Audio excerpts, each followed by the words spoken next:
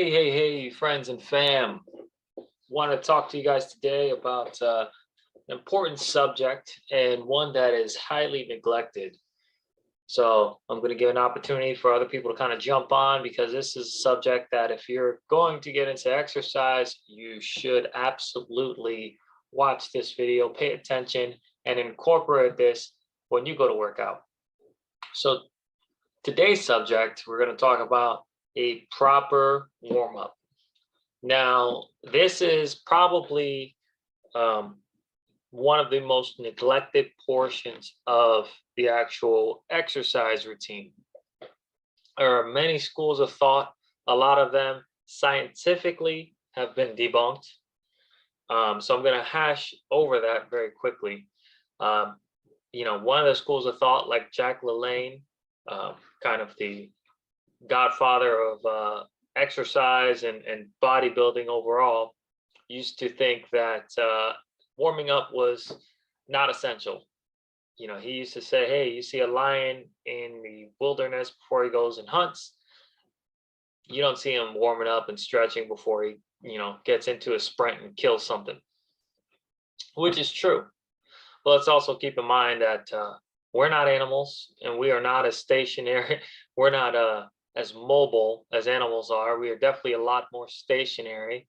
And also, we tend to have a much longer lifespan than most animals. So we are talking about a lion in its prime. Yeah, when you were 20 and in your prime, you probably didn't really need to warm up either. But we're not all there anymore. And now that we're older in age, we do need to warm up because our body is not so readily able to get mobile. So we have to prepare ourselves and our joints for mobilization. So we're going to talk about several things. We're going to talk about here a few things to consider. Got everything written up on my little handy dandy whiteboard. So things to consider. Well, what kind of workout are we doing? I've competed in many sorts of events, whether it's boxing, whether it's powerlifting, whether it's bodybuilding, and the warm-up is always different. Even in 5Ks or distance running, the warm-up is always different. What I mean is, if you're doing a distance run, obviously your warm-up is going to look more like a run or butt kicks or something like that, maybe some dynamic stretching.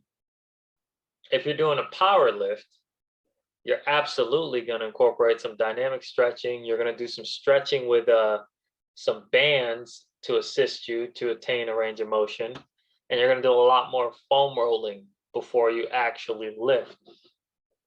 If you're going to do something like bodybuilding, you're going to mimic the movement that you're going to be performing during your workout in the warm-up, because now you're just trying to get synovial fluid in the area. So we need to keep in mind what kind of workout we're doing, and that is going to dictate what kind of warm-up we're going to do. Second point to keep in mind, I alluded to, is what muscle is being used. Far too often, I've seen people walk into the gym, jump on a treadmill for 5 minutes, and then go hit the weights and try to bench press. This is not effective. Needless to say, your legs are warm, but the rest of your body, like, your pecs, your shoulders, the things you're actually going to be using are not. And you're setting yourself up to get hurt. You're setting yourself up for an injury because you're neglecting to actually, isolate the muscle group that's being used and warm that up. So this is very important. Probably the most important thing to consider is to know what muscle group is being used so that you can warm up that muscle group so that it is ready to actually exert force. The joints have synovial fluid within them, so they're lubricated. So there's not any issue as far as structurally you being able to perform the exercise. So that's point number 2. Point number 3 is your age. And this one may come as a surprise to some, but the older you get, the longer you have to warm up. And it's just the natural uh, flow of the of the world. As we get older, things slow down. Our joints aren't able to warm up or aren't able to secrete or get the synovial fluid that they need as quickly as when we were younger. So as we get older, we need more time to warm up. I've trained people all the way up to 88 years old and all the way down to 7. And in that whole thing, I can tell you, the 88-year-old guy is taking about a 10 to 12-minute warm up before we even get anything in. So consider your age, consider how your body feels, and if you need to, make your warm up longer on certain days because maybe you're a little more sore, you haven't recovered so well from the previous leg day, then do so. Make your warm up longer so that when you go to perform your lift, you're not going to hurt yourself and you're not in pain. Finally, last thing to consider here is movement patterns. If we're going to perform something like a squat, then we want to simulate squatting in our warm up. So if you're going to get under the barbell and you're going to do, 300-pound squat, you should be doing some body weight squats or some bar squats, or even, a third or a quarter of the weight and still squatting. You want to simulate the same movement that you're going to do your max output, but with much less weight, higher repetition, and more concentration on what your form actually looks like before you get under something much heavier. So these are the biggest things to consider when it comes to a proper warm-up routine. So I have outlined a couple examples, and I'll share these with you. If you're going to do chest, something like arm circles, which a lot of people will remember from PE class, will warm up your shoulders because you're getting some movement in there, you're getting fluid in there. And then compounding that with, like push-ups or lightweight bench press before you go into full-out chest workout is going to be advantageous for you as you learn to activate all of the muscle fibers in the chest, as you get the synovial fluid in the joints, as your body gets ready for movement. Same thing goes for legs. If you're going to do a leg day workout, you want to do some leg swings. So you want to, and I'll show you so there's no excuse. You want to actually move your hip joint because this is going to be dominant in a leg exercise. So forward and back leg swings are going to be vital for getting synovial fluid into your hip joints. If you're going to do, a leg workout, you'd also want to do something like knee circles, where you're down on all four and you're simply drawing a circle as big as you can with your knee. And the same on the other side. I'm just going to do it to even me out a little bit. But these are movements that are getting your hips ready for a leg workout. And these are going to save you in the long run, because if you just warm up the muscle group that you're going to work and not the supporting structures around it, then those supporting structures are going to be the area of fault. So when the movement breaks down, those supporting structures are going to be the thing that gets injured. So let's not do that. Let's prevent injury, because the less injured you are, the longer you can stay in the gym, the more you can keep working out, the better your results. It's that simple. Back workout.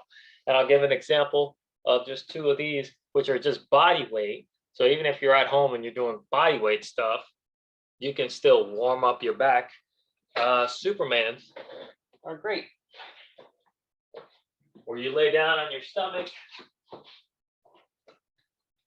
arms are out in front, you squeeze in the middle of your back, and back down. This is for your lower back. It's vital to warm up your lower back in any back exercise. You may even want to add it in to every other exercise because your lower back plays a huge part for stabilization. Or this next one, which is great for warm-ups, is the elbow floor drive, where you're bent here at your arms. You can even bring your hips up, and all you're doing is consciously squeezing in the middle of your back, driving your elbows down through the floor as hard as you can. Relax. And push, push, push, drive through the floor and relax. This movement will obviously mimic a row, and you're squeezing here at your shortest range of motion, and that's going to help you warm up that area so that you can get ready and primed for movement. So finally, I'm going to throw some recommendations at you as you prepare your warm-up. A warm-up should be between 5 and 10 minutes long. I know it sounds long, but it's much better to have more time to warm up than to only do 1 or 2 sets of an exercise and say, oh, I'm warm, and then go and injure yourself. We want 5 to 10 minute warm-ups. The older you are, the longer your warm-up is going to be. Secondly, the purpose of the warm-up. We want to have some stuff in there that increases heart rate. So I know some of these exercises aren't necessarily going to increase your heart rate, so you may want to add something in there that will. So if you're doing back, you may want to add in a row machine, or if you're doing push-ups, well, push-ups are going to get your heart rate up. If you're doing legs, you may want to add in just bodyweight squats, things like that that are going to increase your heart rate because you need to get your blood flow pumping. It's the whole point of a warm up. And finally, foam rollers. In a warm-up case, you can use foam rollers post-workout, but in a warm-up case, you want to use foam rollers. Or if you're somebody who needs to do some stretching, here is the one place to caveat about stretching. Only dynamic stretching in a warm-up, not static stretching. So what does that mean? Only stretches where you pull all the way for 3 seconds and then relax, and then all the way for 3 seconds and then relax. Not stretches where you just hold it for 30 seconds or a minute. That actually makes you weaker, and it actually is going to cause your form to break down much quicker. So dynamic stretching, you're kind of mimicking the movement, pushing to the farthest range of motion possible, and then bringing it back. It has been proven scientifically to be the most advantageous form of stretching for warm-up pre-exercise. So that's everything I wanted to go over as far as a proper warm-up routine. Let me know if this has been insightful, helpful. Let me know what you're doing to warm up. And if you have any questions, drop them in the comment box. Let me know what you think. I would love to get back and forth with you, have a dialogue. And if you have any questions, you can ask me over a direct messenger or just reach out. We'd love to work with you guys. We'd love to help you guys and watch you grow. So without much more, I'm going to let you get to it. It's time to get your workout in. God bless you guys. Skull